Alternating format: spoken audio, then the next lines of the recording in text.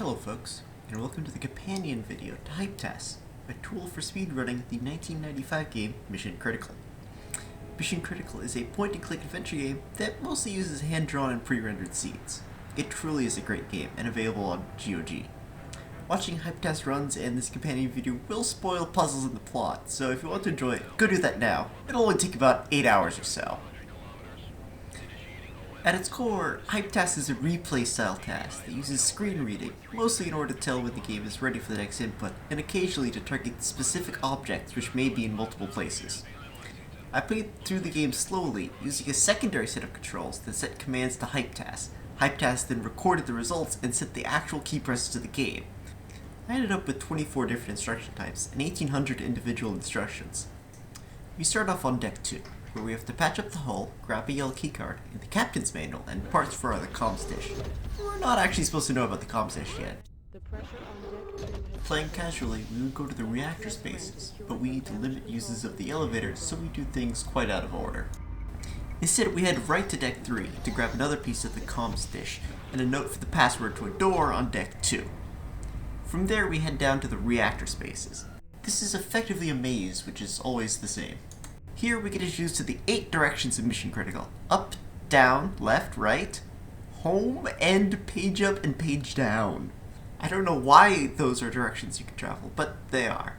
I only discovered this by pressing every key to see what they did, only for those keys to respond, "You cannot go that way." We end up in engineering, where we have to grab the welding torch and fix the reactor coolant. We open tank 2, then go to the controls. This screen is a real pain. The arrows on the right scroll the screen, but it depends on how long you hold it down. And then we have to wait, and wait, and wait for this damn coolant to fill the reactor. We can't turn on this pump until the coolant has reached it, and we need the coolant to actually complete the loop before we can actually exit. Once we're done waiting, we head up to the weapons base to prime the combat drones we'll need later. We're not supposed to know what code to put in, but thankfully we were able to program 3 of them, but really that's too many since we just do the same thing 3 times in a row.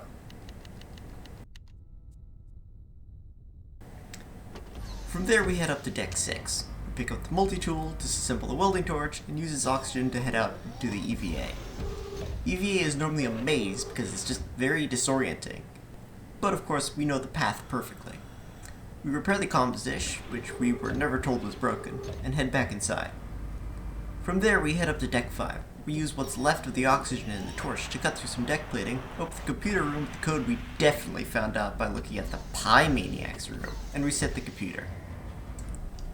We head back up to deck 2, where we open Pool's room and cut open his model ship because we hate models or something.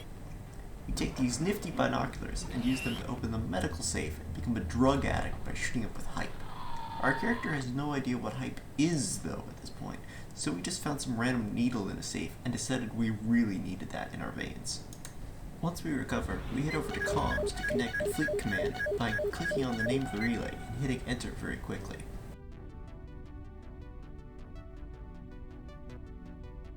We talk with Fleet Command, or rather we talk at Fleet Command because he can't get a word in edgewise.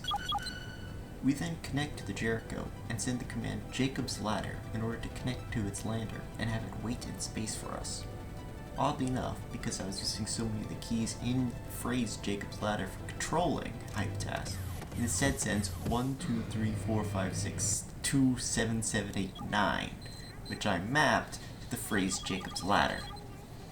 We head over to the wardrobe to cut up another one of Pool's models and pull out this odd metal cylinder, which definitely isn't an antimatter bomb. From there, we head up to the bridge, where we let the game play itself in a combat simulation for a little while. This place is a run killer because once in a while the game will lose to itself and we have to start over. Once we're done with the sims, we wait around for 15 turns, then have the computer fight itself again, then wait around another 10 turns, and then have the computer fight itself one last time. Heavy target destroyed. Now that we're all done, we head down to deck 6, where the Jericho lander has just been sitting in space this entire time. We welcome it in, only letting out 15% or so of the atmosphere in the shuttle bay in the process. We're just that fast. We head in to grab some oxygen bottles, and for the first and only time, have to scroll through the inventory. In this run, I purposefully keep the inventory almost empty so I never have to deal with scrolling through it. We head over to Lander and depart for the surface.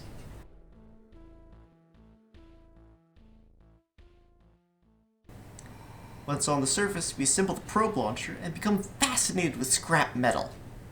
We head over to this wall, melt a hole in it, and put that odd metal cylinder from before into the hole. We open it up and start fiddling with the timer without ever turning it off. We set the timer up to 4 minutes and run away. The wall mysteriously explodes. Presumably it got tired from the beeping of the timer. We head inside and start sprinting around, fiddling with things in these caverns. So we arrive in a modern first-person shooter, someone really like Brown. We make ourselves a pry bar and head inside. We grab some disc, turn something on, and push some override before heading outside and sitting on our ass while the disc does all the work. We find first inexplicable pause, where the game refuses to accept input for a few seconds. Presumably it's loading. Next up is the Tower of Doom and Despair.